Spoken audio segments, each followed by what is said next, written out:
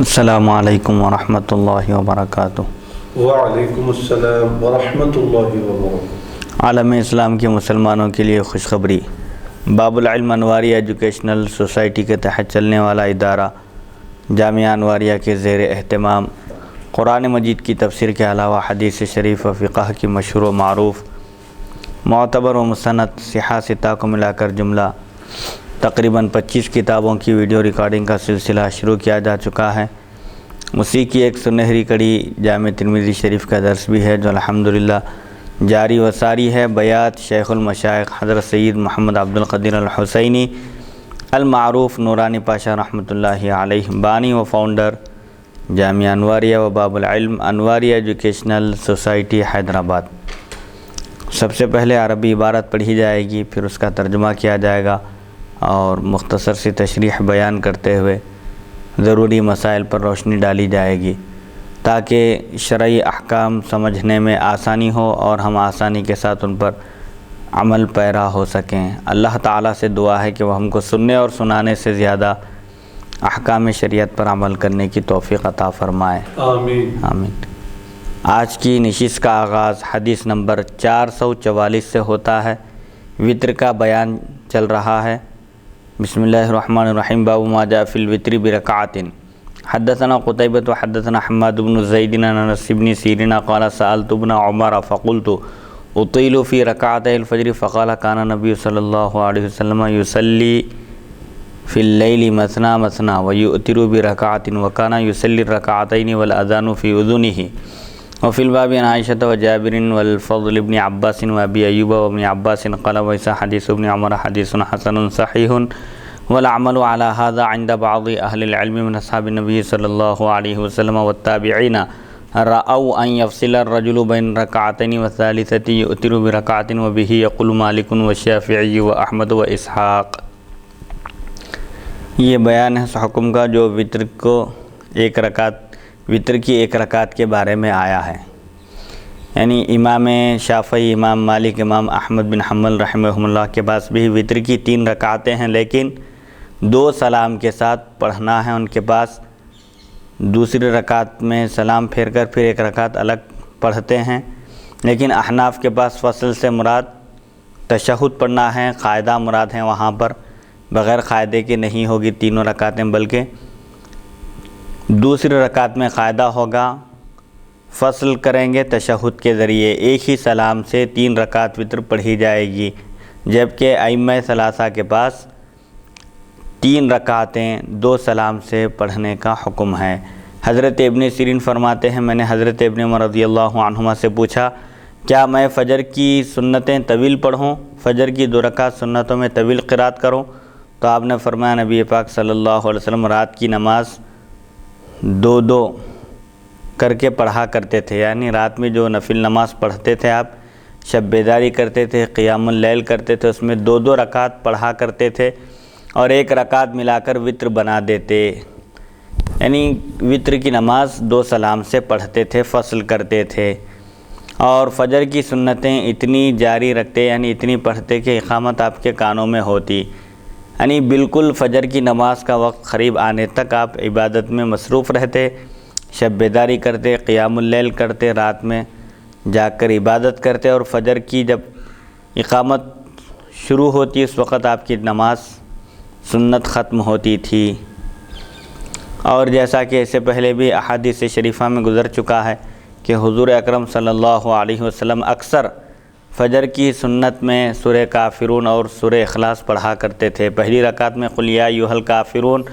اور دوسری رکعت میں قل ھو اللہ احد پڑھا کرتے تھے۔ بہرحال فجر کی سنتیں جو قیام اللیل کرتے ہیں، رات بھر جاگ کر عبادت کرتے ہیں، مختصر سے بھی پڑھ سکتے ہیں، اگر وقت ہو تو طویل بھی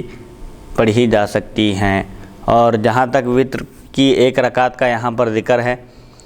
یہاں پر مراد یہ ہے کہ حضور اکرم صلی اللہ علیہ وسلم اگر صبح کا اندیشہ ہوتا فجر کی نماز کا وقت شروع ہو جانے کا تو 2 رکعت کے ساتھ اور 1 رکعت ملا کر اس کو وطر بنا دیتے تھے طاقت میں،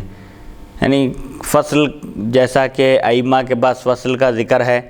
سلام کے ذریعے فصل کرتے ہیں، لیکن احناف یہ کہتے ہیں کہ وہاں پر فصل سے مراد تشہد پڑھنا ہے، تشہد کے ذریعے فصل کیا کرتے تھے۔ حدیث نمبر 445، باب ما جاء ما یقرأ فی الوتر، وتر کی نماز میں کون سی قرات مسنون ہے، کون سے سورے پڑھنا سنت ہے۔ حدثنا علی بن حجر حدثنا شریک عن ابی اسحاق عن سعید بن جبیر عن ابن عباس قال کان رسول اللہ صلی اللہ علیہ وسلم یقرأ فی الوتر بسبح اسم ربک الاعلی وقل یا ایھا الکافرون وقل هو اللہ احد فی رکعۃ وفی الباب عن علی وعائشہ وعبد الرحمن بن ابزہ عن ابی بن کعب عن النبی صلی اللہ علیہ وسلم قال وعیسیٰ وقد روی عن النبی صلی اللہ علیہ وسلم انہ قرأ فی الوتر فی الرکعۃ الثالثۃ بالمعوذتین وقل هو اللہ احد والذی اختارہ اکثر اہل العلم من اصحاب النبی صلی اللہ علیہ وسلم ومن بعدہم ان یقرأ بسبح اسم ربک الاعلی وقل یا ایھا الکافرون وقل هو اللہ احد یقرأ فی کل رکعۃ من ذلک بسورۃ۔ حضرت ابن عباس رضی اللہ عنہما فرماتے ہیں نبی اکرم صلی اللہ علیہ وسلم وطر کی پہلی رکعت میں سبح اسم ربک الاعلی اور دوسری رکعت میں قل یا ایھا الکافرون اور تیسری رکعت میں قل هو اللہ احد پڑھا کرتے تھے۔ آپ صلی اللہ علیہ وسلم کا یہ طریقہ تھا کہ آپ وطر کی پہلی رکعت میں سورہ اعلیٰ سبح اسم ربک الاعلی یہ پورا سورہ پڑھتے اور دوسری رکعت میں قل یا ایھا الکافرون یہ پورا سورہ پڑھتے اور تیسری رکعت میں قل هو اللہ احد پڑھا کرتے تھے۔ یہ آپ کا معمول تھا، لہذا وطر میں یہ پڑھنا سنت ہے۔ اس باب میں حضرت علی، حضرت عائشہ اور حضرت عبد الرحمن بن ابزہ بواسطہ ابی بن کعب رضی اللہ عنہم سے بھی روایات مذکور ہیں۔ امام ترمذی فرماتے ہیں ایک روایت میں یہ ہے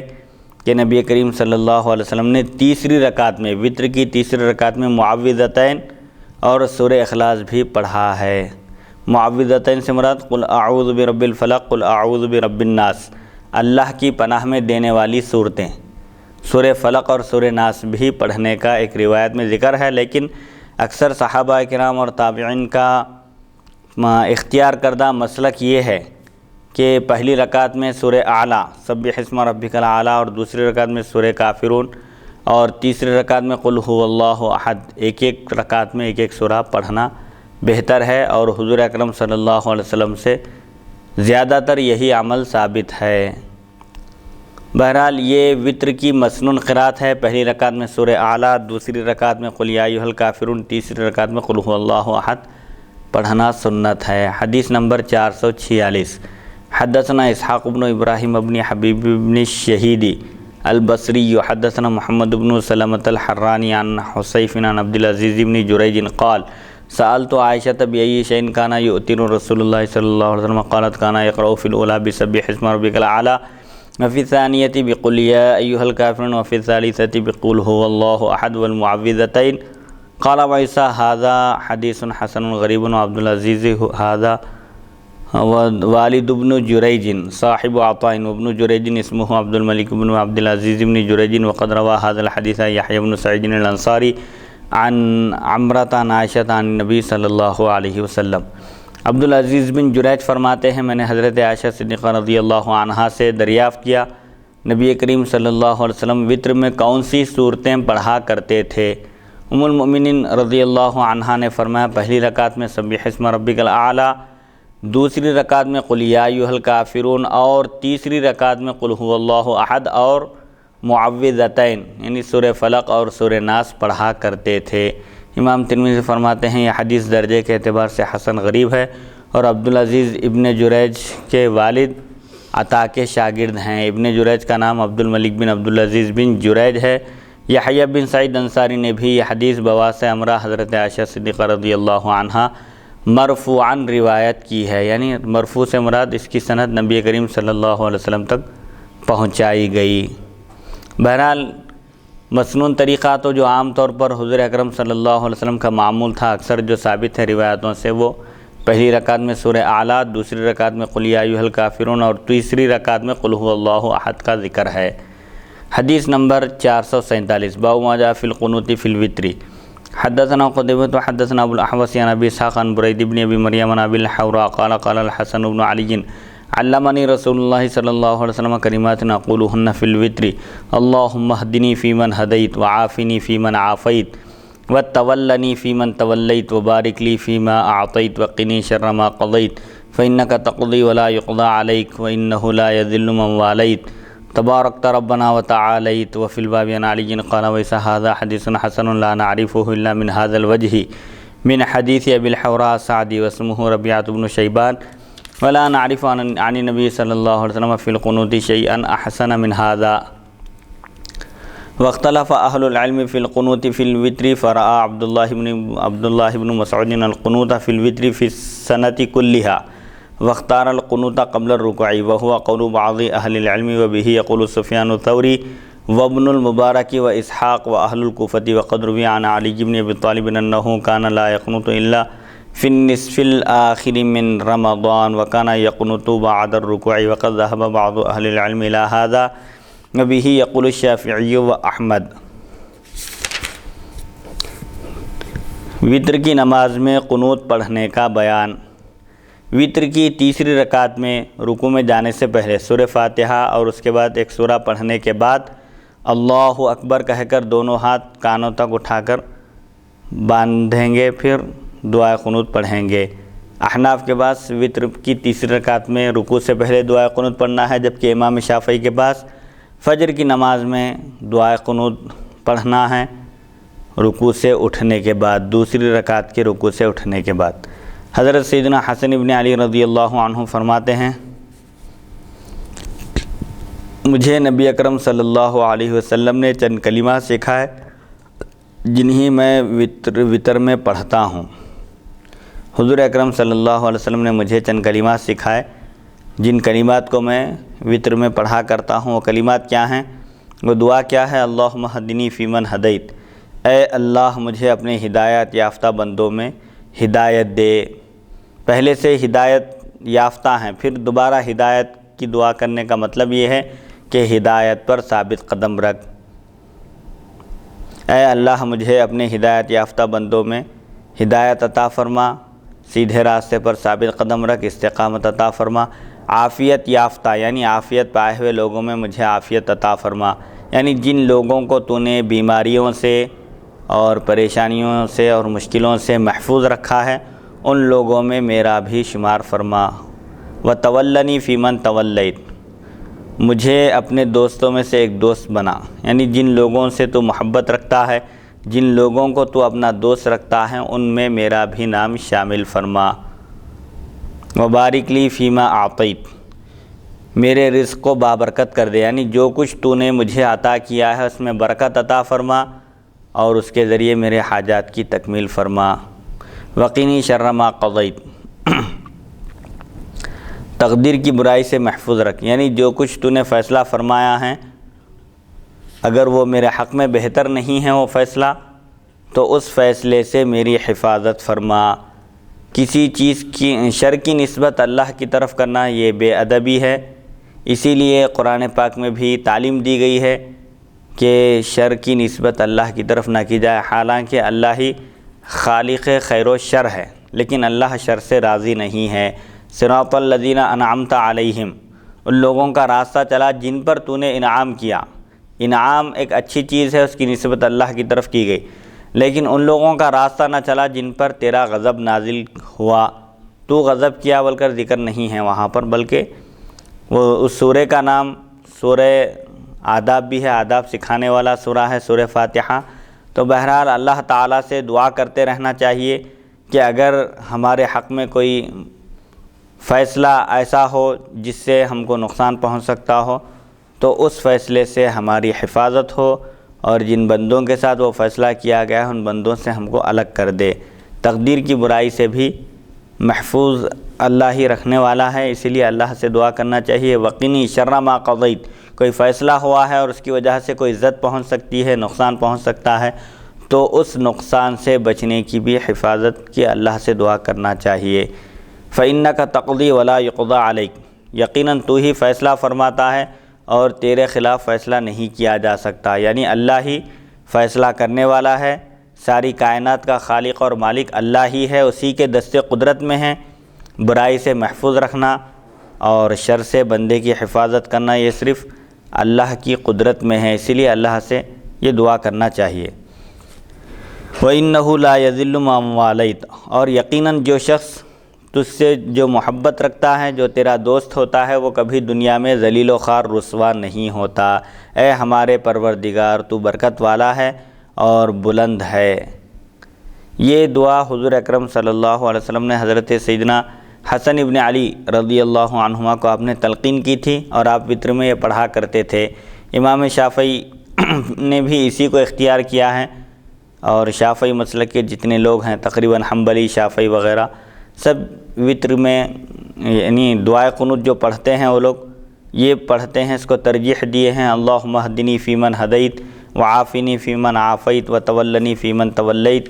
وبارک لی فیما اعطیت وقنی شر ما قضیت فانک تقضی ولا یقضی علیک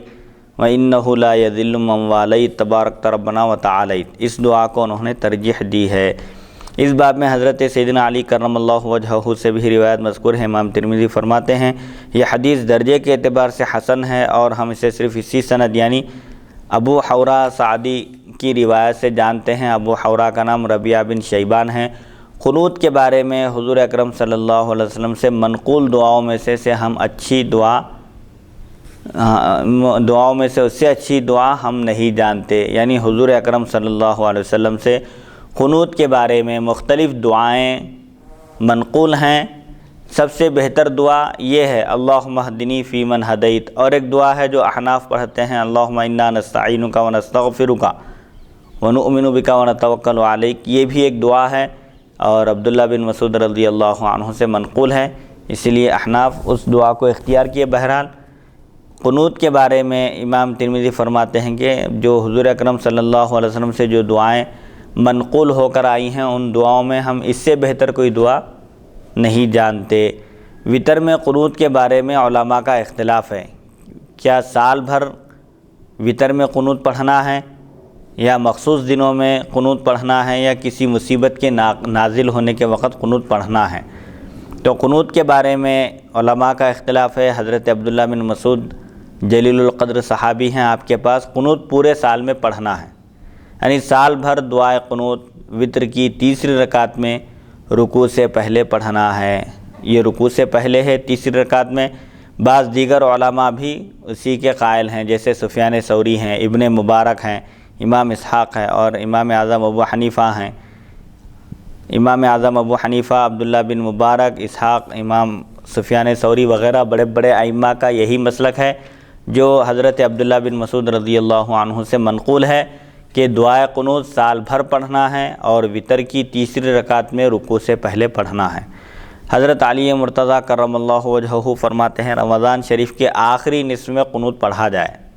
نیز آپ رکوع کے بعد پڑھا کرتے تھے۔ بعض علماء کا یہی قول ہے، اور امام شافعی، امام احمد رحمہ اللہ بھی اسی کے قائل ہیں۔ حضرت علی رضی اللہ عنہ سے ایک روایت ہے کہ دعائے قنوت رمضان کے دوسرے نصف میں یعنی 16 رمضان سے 29 یا 30 تک پڑھنا ہے، اور رکوع کے بعد آپ پڑھا کرتے تھے۔ اس لیے بعض اہل علم نے اس روایت کو اختیار کیا۔ بہرحال احناف کی تائید میں بھی بہت ساری روایتیں ہیں۔ عام طور پر احناف عبداللہ بن مسعود رضی اللہ عنہ کی روایتوں کو اختیار کرتے ہیں، حضرت سیدنا علی رضی اللہ عنہ کی بھی روایتوں کو اختیار کرتے ہیں، اور عام طور پر چونکہ حضور اکرم صلی اللہ علیہ وسلم کبھی رفع یدین کیے، کبھی نہیں کیے، لیکن احناف اس میں یہ دیکھتے ہیں کہ حضور اکرم صلی اللہ علیہ وسلم کے وصال با کمال سے پہلے آپ کا کیا عمل تھا۔ اگر عمل بدل جائے تو اسے معلوم ہوتا ہے کہ پہلا جو حکم تھا وہ منسوخ ہو گیا، ختم ہو گیا۔ اب یہ جو حکم جس پر آپ عمل کیے اور جس پر آپ وصال با کمال تک کاربند رہے، وہی عمل جاری رہے گا۔ عام طور پر احناف کا نقطہ نظر یہ ہوتا ہے کہ وہ حضور اکرم صلی اللہ علیہ وسلم کے اعمال میں سے آخری عمل کو اختیار کرتے ہیں، جیسا کہ ایک حدیث شریف ہے، حضور اکرم صلی اللہ علیہ وسلم وضو فرمانے کے بعد اونٹ کا گوشت تناول فرمائے، اور وضو کر کے پھر دوبارہ وضو کر کے مسجد تشریف لے گئے نماز کے لیے۔ لیکن اور ایک روایت ہے کہ حضور اکرم صلی اللہ علیہ وسلم نے اونٹ کا گوشت تناول فرمانے کے بعد باوضو تھے آپ، دوبارہ وضو نہیں کیا اور نماز کے لیے تشریف لے گئے۔ تو آخری عمل آپ کا یہ تھا کہ آگ پر پکی ہوئی چیز کھانے سے وضو نہیں ٹوٹتا۔ تو اب وہاں پر جو ذکر ہے وضو کا، اس سے مراد وضو لغوی ہے، یعنی اچھی طرح کلی کرنا مراد ہے، تاکہ چکناہٹ اور گوشت کے ریزے دانتوں کے درمیان اٹکے ہوئے نہ رہیں۔ وضو سے مراد وہاں پر اصطلاحی وضو نہیں بلکہ وضو لغوی مراد ہے، یعنی کلی کرنا مراد تھا۔ اور دوسرے عمل سے واضح ہو گیا کہ آگ پر پکی ہوئی چیز کے کھانے سے وضو نہیں ٹوٹتا۔ تو آخری جو عمل ہے وہ ناسخ ہے، پہلا جو حکم تھا وہ منسوخ ہو گیا، ختم ہو گیا، اس پر عمل کرنا نہیں ہے۔ ایک مفتی صاحب ایک سوال ہے، کلی کا جو معاملہ ہے وہ بھی لازم، فرض، واجب، ضروری نہیں ہے کلی کرنا؟ جی، احتیاطاً جو ہے آگ پر پکی ہوئی چیزیں اگر کوئی شخص کھاتا ہے تو بہتر یہ ہے کہ وہ جو ہے کلی وغیرہ کر کے نماز شروع کرے یا نماز میں شامل ہو جائے، اس لیے کہ اگر دانتوں میں کوئی چیز اٹکی ہوئی ہو اور چنے کے دانے کے برابر یا اس مقدار میں اگر وہ حلق میں چلی جائے تو اس سے جو ہے نماز ٹوٹ جاتی ہے، تو دوبارہ نماز کا اعادہ کرنا پڑنا اس پر پھر واجب ہے، لازم ہے، ضروری ہے۔ یہ ایک مسئلہ ہو گیا، لیکن ضروری نہیں ہے، کلی کر لینا بہتر ہے۔ اور ایک مسئلہ یہ ہے مفتی صاحب کی رفع دین کے متعلق، الحمدللہ جامعہ انواریہ حیدرآباد کے زیر اہتمام اور مولانا قمر احمد اشرفی صاحب بانی اور ڈائریکٹر سنی سینٹر حیدرآباد کے جو ہیں، ان سے اس پر بہترین ریکارڈنگ کروائی گئی ہے۔ بہترین حضرت جو ہے اس میں شاندار قرآن اور حدیث سے دلائل پیش کیے ہیں، جو پونے 2 گھنٹے کی ریکارڈنگ ہے، اور جامعہ انواریہ یوٹیوب پر JAMIA انواریہ ANWARIA کوئی شخص ٹائپ کرے رفیع دین قمر احمد اشرفی مار کر جو ہے ٹائپ کر کے اس کا مشاہدہ کر سکتے ہیں۔ اور ایک نشست کی ریکارڈنگ 8 دن پہلے ہی ہونے والی تھی، لیکن وہ کسی وجہ سے جو ہے مولانا کے خاص میرے بھائی کا انتقال ہونے کی وجہ سے راتوں رات جو ہے حضرت بائی فلائٹ جو ہے اپنے وطن واپس لوٹ گئے ہیں۔ انشاءاللہ تعالیٰ پھر 1-1.5 مہینے میں آنے کے بعد اس کی ریکارڈنگ شروع کی جائے گی انشاءاللہ تعالیٰ۔ بہترین مدلل کہ رفع دین کیوں کرنا چاہیے، اس میں ایک بات بڑی اہم بات پر انہوں نے توجہ دلائی جو میں یہاں پر ذکر کرنا بہتر سمجھوں گا، کہ حضرت عبداللہ بن مسعود جو احناف کا جو مسلک، یعنی آپ جو ہے عبداللہ بن مسعود رضی اللہ عنہ سے کافی روایتیں لی ہیں۔ حضرت عمر فاروق رضی اللہ عنہ عرض کرتے ہیں کہ میں نے اپنے اوپر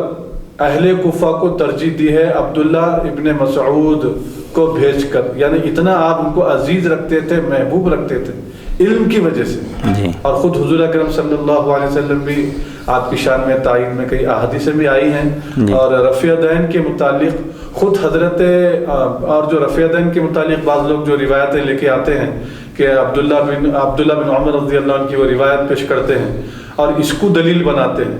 تو مولانا قمر احمد اشرفی صاحب اس پہ اتنی پیاری، میں صرف 1 منٹ میں اپنی بات کو ختم کر دوں گا، اس پہ بڑی پیاری توجہ دلائی کہ حضرت امام بخاری رحمۃ اللہ علیہ عبداللہ بن عمر رضی اللہ عنہ کی وہ جو روایت پیش کر رہے ہیں کہ آپ نے رفع دین کیا ہے، اور پھر سنن ابو داؤد میں دیگر احادیث میں، اور خود عبداللہ بن عمر رضی اللہ عنہ یہ فرماتے ہیں کہ آخر میں آپ کا یہ عمل تھا کہ آپ نے رفع دین نہیں کیا، بلکہ اہل مکہ، اہل مدینہ، اہل کوفہ یہ ہمیشہ سے اسلام کے مرکز رہے ہیں، یہاں تینوں جگہ بھی جو ہے رفع دین نہیں ہوتا تھا۔ مدینہ شریف میں عبداللہ بن عمر رضی اللہ عنہ جب رفع دین فرما رہے تھے، عبداللہ بن عمر رضی اللہ عنہ کے صاحبزادے آپ اپنے والد کو دیکھ کر یہ عرض کیے کہ بابا آپ یہ کیا کر رہے ہیں؟ عبداللہ بن عمر رضی اللہ عنہ کے فرزند وہ عرض کر رہے ہیں کہ بابا آپ یہ کیا کر رہے ہیں؟ اللہ کے رسول صلی اللہ علیہ وسلم نے کچھ جیسے آپ نے جو ہے فرمایا ہے، اور یہ سیاستہ کی احادیث میں موجود ہیں، تو پھر آپ نے رفع دین ترک کر دیا۔ اور پھر سے یہ بات معلوم ہے کہ اہل مدینہ بھی رفع دین نہیں کرتے تھے، اور پھر کوفہ میں بھی جو ہے رفع دین نہیں کرتے تھے، اور پھر خود حضرت عمر فاروق رضی اللہ عنہ بھی رفع دین نہیں کرتے تھے، بلکہ بعض اجلہ صحابہ وہ حضرت عمر فاروق رضی اللہ عنہ کی صحبت میں رہے، آپ کے دور خلافت میں، آپ روایت کرتے ہیں کہ ہم نے حضرت عمر فاروق رضی اللہ عنہ کبھی رفع دین کرتے ہوئے نہیں دیکھا۔ معلوم ہوا کہ خود حضرت عبداللہ بن عمر رضی اللہ عنہ سے جو روایت رفع دین کی حدیث جو روایت کی گئی ہے، جب اس میں اختلاف ہو تو اختلاف والی حدیث کو بنیاد نہیں بنایا جا سکتا ہے کوئی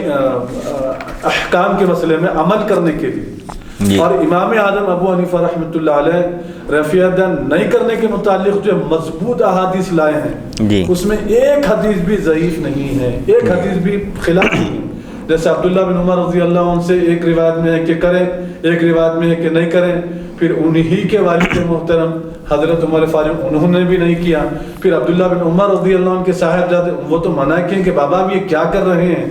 اور خود آپ کا عمل بھی یہ ہے۔ جی تو فیضن کے متعلق کافی تفصیلی بحث، بہت شاندار کلپ ہے، سننے کے قابل کلپ ہے انشاءاللہ۔ جی، اور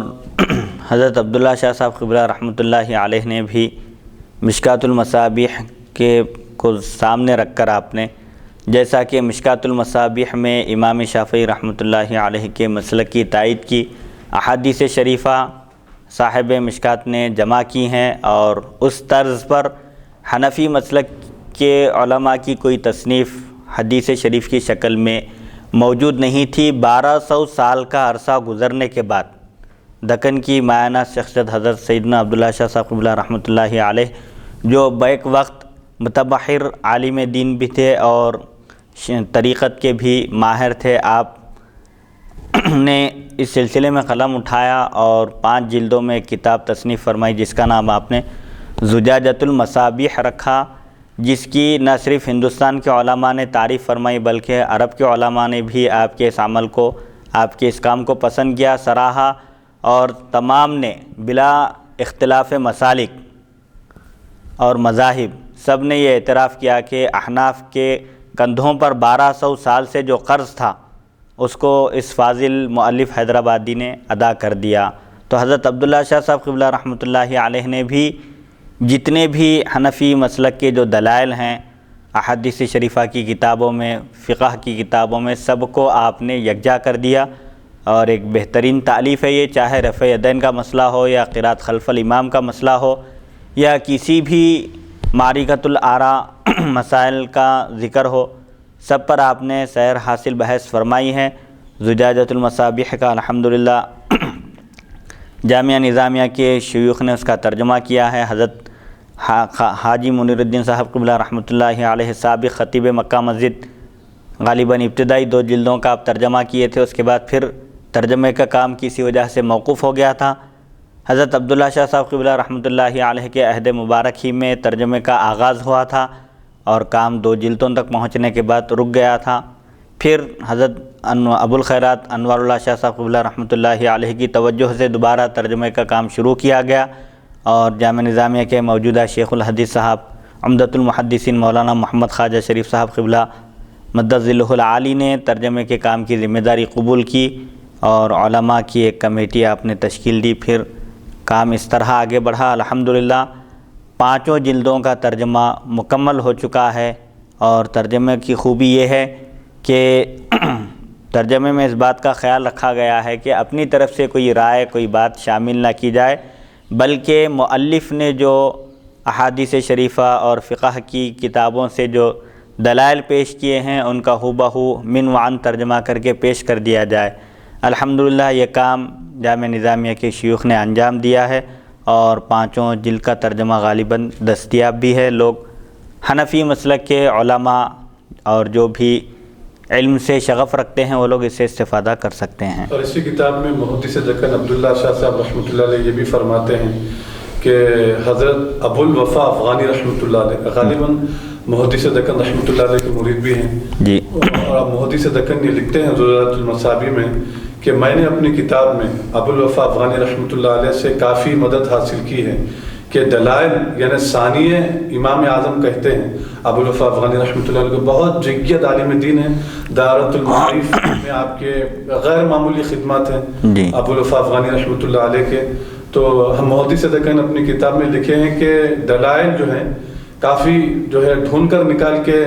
حضرت کی خدمت میں پیش کیے ہیں دلائل، تو کتاب میں جو ہے کافی اس سے فائدہ ہوا، بلکہ محدث دکن رحمۃ اللہ علیہ اس میں تحریر کیے ہیں۔ آپ ہی کے مرید اور غالباً خلیفہ بھی ہیں۔ مرید جہاں تک میرا علم ہے غالباً حضرت کے مرید نہیں ہیں، لیکن حضرت سے عقیدت اور محبت، چونکہ صوفیاء کرام اور جو اولیاء کرام ہیں وہ ایک دوسرے کے مقام و مرتبے کو پہچانتے تھے، اور آپ بے حد عقیدت رکھتے تھے، محبت رکھتے تھے، البتہ ارادت کا ذکر غالباً نہیں ہے۔ بہرحال تعلقات تھے، معاصرین میں سے تھے، اور حضرت سے بے پناہ عقیدت اور محبت رکھتے تھے۔ بہرحال حنفی مسلک بھی قرآن اور حدیث کے عین مطابق ہے۔ فقہ حنفی عین قرآن اور حدیث کے مطابق ہے، بلکہ فقہ قرآن مجید اور احادیث شریفہ کا خلاصہ اور نچوڑ ہے۔ حدیث نمبر 448، باب ما جاء فی الرجل ینام عن الوتر وینسیٰ۔ یہ بیان اس حکم کا جو اس شخص کے بارے میں آیا ہے جو وطر پڑھنا بھول جائے یا سو جائے اور وطر پڑھ نہ سکے۔ عشاء کی نماز اگر کوئی پڑھ لیا ہے اور وطر پڑھنا بھول جائے، بعد میں پڑھنے کا ارادہ کرے، نیند لگ جائے یا ذہن سے ہی نکل جائے تو اس کو کیا کرنا چاہیے؟ حدثنا محمد بن غیلان حدثنا وکیع حدثنا عبد الرحمن بن زید بن اسلم عن ابیہ عن عطاء بن یسار عن ابی سعید الخدری قال قال رسول اللہ صلی اللہ علیہ وسلم من نام عن الوتر او نسیہ فلیصلی اذا ذکر واذا استيقظ۔ حضرت ابو سعید خدری رضی اللہ عنہ سے مروی ہے، نبی کریم صلی اللہ علیہ وسلم نے ارشاد فرمایا جو شخص وطر پڑھے بغیر سو جائے یا وطر پڑھنا بھول جائے تو جب یاد آئے اس وقت پڑھ لے یا جس وقت جاگے اس وقت پڑھ لے۔ اگر کسی شخص سے وطر چھوٹ گئی ہے، ذہن سے نکل جائے، بھول جائے، جب بھی یاد آئے فوراً پڑھ لے، یا وطر پڑھنا تھا نیند لگ گئی، اٹھتے ہی فوراً بیدار ہوتے ہی وطر پڑھ لے، یعنی جب بھی یاد آئے وطر پڑھ لے۔ اس کا مطلب یہ ہے کہ وطر واجب ہے، اور اگر قضا ہو جائے، وقت گزر جائے تو پھر اس کی قضا واجب ہے۔ سنتیں اگر چھوٹ جائے تو سنتوں کی قضا نہیں ہے، فرض کی قضا ہے اور واجب کی قضا ہے وطر کی۔ حدیث نمبر 449، حدثنا قتیبہ حدثنا عبداللہ بن زید بن اسلم عن ابیہ ان نبی صلی اللہ علیہ وسلم قال من نام عن وطرہ فلیصلی اذا اصبح وهذا اصح من الحدیث الاول۔ سمعت ابا داود السجزی یعنی سلیمان بن الاشعث یقول سألت احمد بن حنبل ان عبد الرحمن بن زید بن اسلم فقال اخوه عبد الله لا بأس به۔ سمعت محمدا يذكر عن علي بن عبد الله انه ضعف عبد الرحمن بن زيد بن اسلم قال عبد الله بن زيد بن اسلم ثقة وقد ذهب بعض اهل الكوفة الى هذا الحديث وقالوا يؤتر الرجل اذا ذكر وان كان بعدما طلعت الشمس وبه يقول سفيان الثوري۔ زید بن اسلم اپنے والد سے روایت کرتے ہیں، نبی اکرم صلی اللہ علیہ وسلم نے فرمایا جو آدمی وطر پڑھے بغیر سو جائے وہ صبح کے وقت وطر پڑھ لے، یعنی اگر وطر کی نماز کا وقت باقی ہے تو ادا پڑھے، فجر کی نماز کا وقت شروع ہونے سے پہلے اسی دن کی وطر تھی تو ادا پڑھے، اور اگر صبح ہو جائے، فجر کی نماز کا وقت شروع ہو جائے، تب بھی اس کے ذمے میں اس کی قضا لازم ہے۔ یہ حدیث پہلی حدیث سے زیادہ صحیح ہے۔ امام ترمذی فرماتے ہیں میں نے ابو داؤد سجزی یعنی سجستانی یعنی سلیمان بن اشعث جو سنن ابی داؤد جو مشہور کتاب ہے صحاح ستہ میں، اس کے مؤلف ہیں سلیمان بن اشعث، ابو داؤد سجستانی سے سنا، انہوں نے فرمایا میں نے امام احمد بن حنبل سے عبد الرحمن بن زید بن اسلم کے بارے میں پوچھا تو انہوں نے فرمایا کہ ان کے بھائی عبداللہ ہیں، ان میں کوئی حرج نہیں ہے، ان کی روایت قبول کی جا سکتی ہے، ان کی روایت لی جا سکتی ہے۔ امام بخاری سے سنا کہ علی بن عبداللہ نے عبد الرحمن بن زید بن اسلم کو ضعیف قرار دیا اور عبداللہ بن زید بن اسلم کو ثقہ کہا۔ بعض اہل کوفہ کا اس حدیث پر عمل ہے، وہ فرماتے ہیں جب یاد آئے وطر پڑھ لے، اگرچہ طلوع آفتاب کے بعد ہو۔ سفیان ثوری بھی یہی فرماتے ہیں، جب بھی یاد آئے وطر پڑھ لے، وطر پڑھنا بھول گیا تھا یا نیند لگ گئی تھی، جب بھی بیدار ہو پڑھ لے۔ ہو سکتا ہے کہ فجر کی نماز کے بعد بیدار ہو تو پڑھ لے، اس کا مطلب یہ ہے کہ اس کی قضا اس کے ذمے میں لازم ہے۔ اگر وقت باقی ہے، رات کے کسی حصے میں اٹھ جائے، وطر پڑھ لے، ادا پڑھے، اور اگر خدا نخواستہ اگر اٹھ نہ سکا، فجر کی نماز کا وقت شروع ہو گیا، اب عشاء کی نماز کا وقت ختم ہو چکا، لیکن اس کے باوجود اس کے ذمے میں اس کی قضا لازم ہے۔ وطر واجب ہے اور واجب کی قضا لازم ہے۔ حدیث نمبر 450، باب ما جاء فی مبادرۃ الصبح بالوتر۔ صبح سے پہلے وطر میں جلدی کرنا، یعنی فجر کی نماز کا وقت شروع ہونے سے پہلے وطر پڑھ لینا چاہیے۔ حدثنا احمد بن منیان حدثنا یحیی بن زکریا بن ابی زائدہ حدثنا عبید اللہ عن نافع عن ابن عمر ان النبی صلی اللہ علیہ وسلم قال بادروا الصبح بالوتر قال وهذا حدیث حسن صحیح۔ حضرت ابن عمر رضی اللہ عنہما فرماتے ہیں صبح ہونے سے پہلے یعنی فجر کی نماز کا وقت شروع ہونے سے پہلے وطر پڑھنے میں جلدی کرو، یعنی قیام اللیل میں، شب بیداری میں، طویل نمازیں پڑھنے میں کہیں ایسا نہ ہو کہ فجر کی نماز کا وقت شروع ہو جائے اور وطر رہ جائے، بلکہ اس کا خیال رکھو فجر کی نماز کا وقت شروع ہونے سے پہلے تہجد کے ساتھ وطر پڑھ لیا کرو۔ اس سے پہلے ابھی جو ذکر ہوا حضرت ابوالوفا افغانی رحمۃ اللہ علیہ کا، آپ نے خود بھی ایک مستقل ادارہ احناف کے مخطوطات اور جو نادر اور نایاب کتابیں ہیں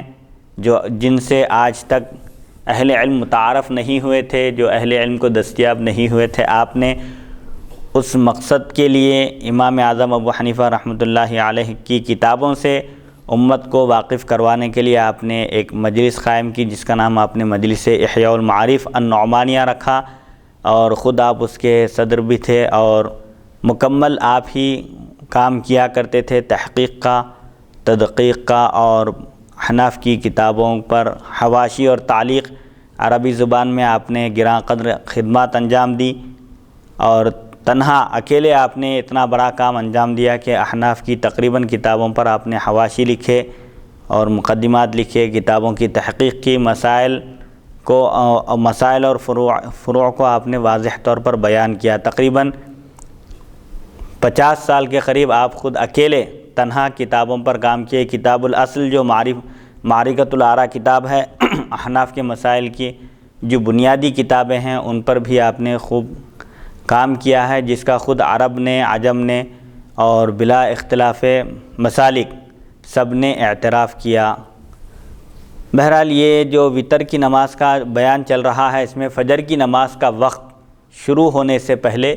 وتر پڑھ لینا چاہیے۔ جو لوگ رات میں اٹھنے کے عادی ہیں، یقین ہے رات میں اٹھنے کا، ان کے لیے بہتر یہ بتایا گیا کہ وہ وتر کی نماز جب رات میں بیدار ہوں تو تہجد کی 8 رکعت ادا کرنے کے بعد پڑھیں، اور اگر کسی کو بیدار ہونے کا یقین نہ ہو،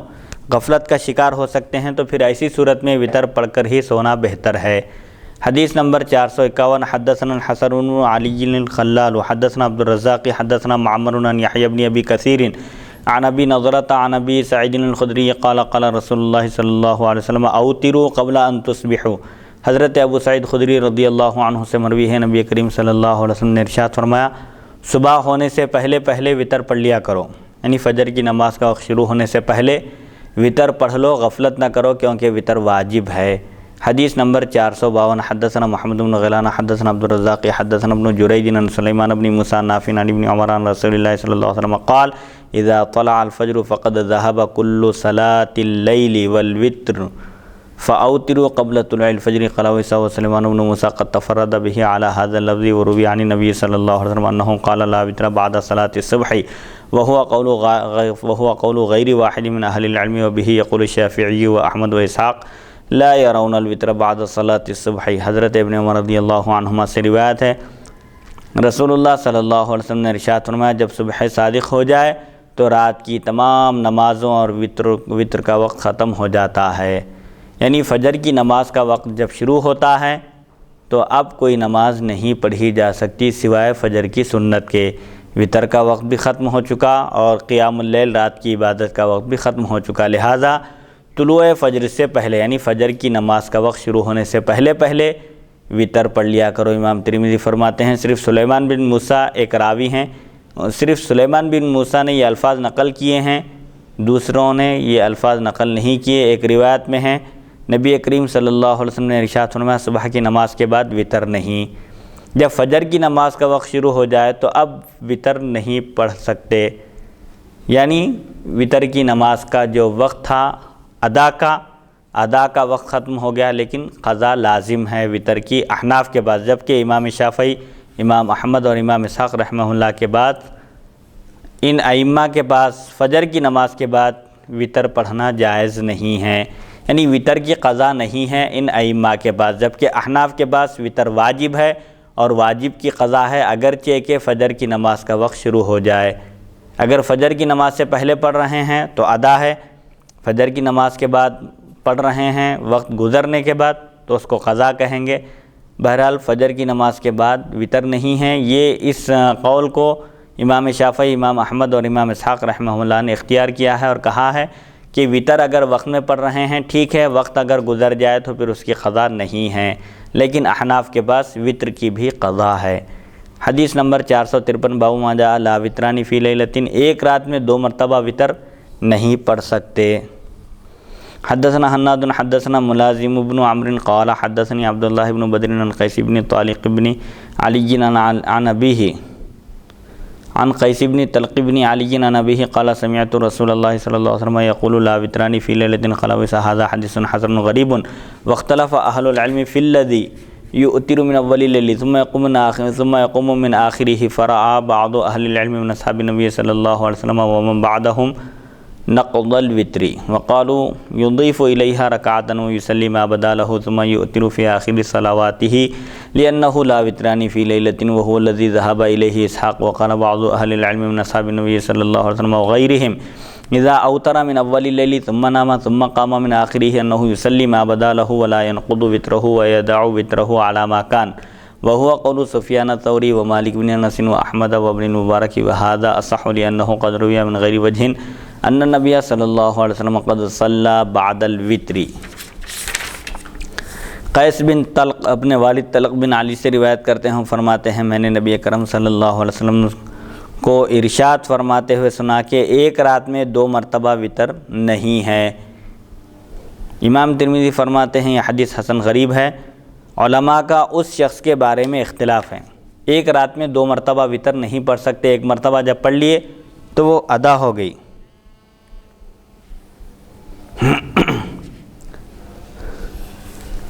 البتہ اگر اب علماء کا اختلاف اس شخص کے بارے میں ہے جو ابتدائی رات میں وتر پڑھ لے. مثال کے طور پر ایک شخص عشاء کی نماز ادا کیا، اس کے بعد 2 رکعت سنت مؤکدہ بھی پڑھ لیا، پھر وتر پڑھ لیا. وتر ادا کرنے کے بعد پھر پچھلی رات یعنی رات کے آخر حصے میں اگر اٹھ جائے، نیند سے بیدار ہو جائے، تو اب اس کو کیا کرنا چاہیے؟ تہجد کے ساتھ کیا وتر دوبارہ پڑھنا چاہیے یا ضرورت نہیں ہے، جو پہلی مرتبہ پڑھ لیا ہے وہی کافی ہے؟ تو اس سلسلے میں اختلاف علماء کا. بعض صحابہ کرام اور تابعین فرماتے ہیں وتر کو توڑ ڈالے، یعنی پہلے جو 3 رکعت پڑھا ہے اس کا اعتبار نہیں ہوگا اب، اور ان سے 1 رکعت ملا لے، پھر جتنی چاہے نماز پڑھ کر آخر میں وتر پڑھ لے. بعض علماء یہ فرماتے ہیں کہ اگر کوئی شخص عشاء کی نماز کے ساتھ وتر پڑھ چکا تھا، پھر دوبارہ رات میں اگر بیدار ہو جائے نیند سے، تو اب جو پہلی مرتبہ جو وتر پڑھا تھا اس کا اعتبار نہیں ہے. اب جتنی نماز پڑھنا اس کے لیے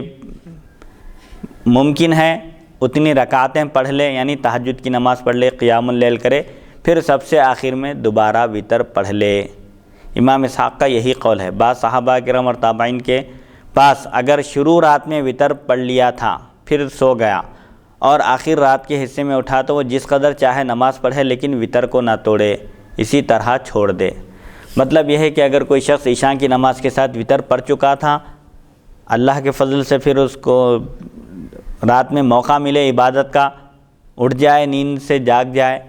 تو جتنی چاہے نمازیں پڑھ لیں، لیکن وتر کو اس کے حال پر چھوڑ دے. ایک مرتبہ ادا کر چکا ہے تو وتر ادا ہو گئی، دوبارہ اس کو پڑھنے کی ضرورت نہیں ہے. سفیان ثوری، مالک بن انس، احمد بن حنبل اور ابن مبارک رحمہم اللہ اسی کے قائل ہیں، اور یہ زیادہ صحیح ہے کیونکہ کئی روایتوں سے سامنے آیا ہے کہ نبی کریم صلی اللہ علیہ وسلم نے وتر کے بعد بھی نماز پڑھی ہے. وتر کے بعد نماز پڑھنے میں کوئی حرج نہیں ہے. رات بھر کا جو وقت ہے وہ عبادت ہی کے لیے ہے، جتنی چاہے عبادت کر سکتے ہیں، وتر سے کوئی فرق نہیں پڑتا. اگر کوئی شخص عشاء کی نماز کے ساتھ اگر وتر پڑھ لیا تھا، رات میں اللہ کی توفیق سے اگر اس کو پھر موقع مل جائے عبادت کا اور اٹھ جائے، تو وتر کو چھیڑنے کی ضرورت نہیں ہے. وتر ادا ہو گئی، وتر کے بعد بھی عبادت کی جا سکتی ہے. لہٰذا جتنی سہولت ہو، جتنا ممکن ہو اتنی رکعتیں پڑھ لیں، دوبارہ وتر نہ پڑھے. ایک مرتبہ پڑھ چکا تھا، دوبارہ پڑھنے کی ضرورت نہیں ہے. احناف کا بھی یہی مسلک ہے.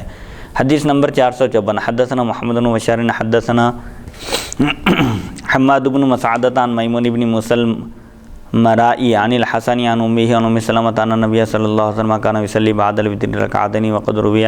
نحو هذا عن ابي امامة وعائشة وغير واحد عن النبي صلی اللہ علیہ وسلم. حضرت ام سلمہ رضی اللہ عنہا فرماتی ہیں نبی اکرم صلی اللہ علیہ وسلم وتر کے بعد 2 رکعت پڑھا کرتے تھے. تو اس سے معلوم ہوتا ہے کہ وتر کی نماز کے بعد 2 رکعت، 4 رکعت، 6 رکعت، بہرحال قیام اللیل میں کوئی حرج نہیں ہے، کوئی رکاوٹ نہیں ہے. وتر کے بعد بھی سنتیں، نوافل وغیرہ ادا کیے جا سکتے ہیں. حدیث نمبر 455. باب ما جاء في الوتر على الراحلة. حدثنا قتيبة حدثنا مالك بن انس عن ابي بكر بن عمر بن عبد الرحمن عن سعيد بن يسار قال كنت مع ابن عمر في سفر فتقلصت عنه فقال أين كنت فقلت أوترت فقال أليس لك في رسول الله أسوة حسنة رأيت رسول الله صلى الله عليه وسلم يؤتر على راحلته. وفي الباب عن ابن عباس قال ويسا حديث ابن عمر حديث حسن صحيح وقد ذهب بعض أهل العلم من أصحاب النبي صلى الله عليه وسلم وغيرهم إلى هذا ورأوا أن يؤتر الرجل على راحلته وبه يقول الشافعي وأحمد وإسحاق. وقال بعض أهل العلم لا يؤتر الرجل على الراحلة فإذا أراد أن يؤتر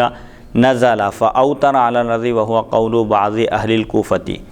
سواری پر وطر پڑھنے کا بیان. حضرت سعید بن یسار رضی اللہ عنہ فرماتے ہیں میں ایک سفر میں حضرت ابن عمر رضی اللہ عنہما کے ساتھ تھا، پس میں ان سے پیچھے رہ گیا تو انہوں نے پوچھا تم کہاں تھے؟ میں نے عرض کیا میں وطر پڑھ رہا تھا. تو حضرت ابن عمر نے فرمایا کیا تمہارے لیے نبی کریم صلی اللہ علیہ وسلم کی زندگی بہترین نمونہ نہیں ہے؟ میں نے آپ صلی اللہ علیہ وسلم کو سواری پر وطر پڑھتے دیکھا ہے.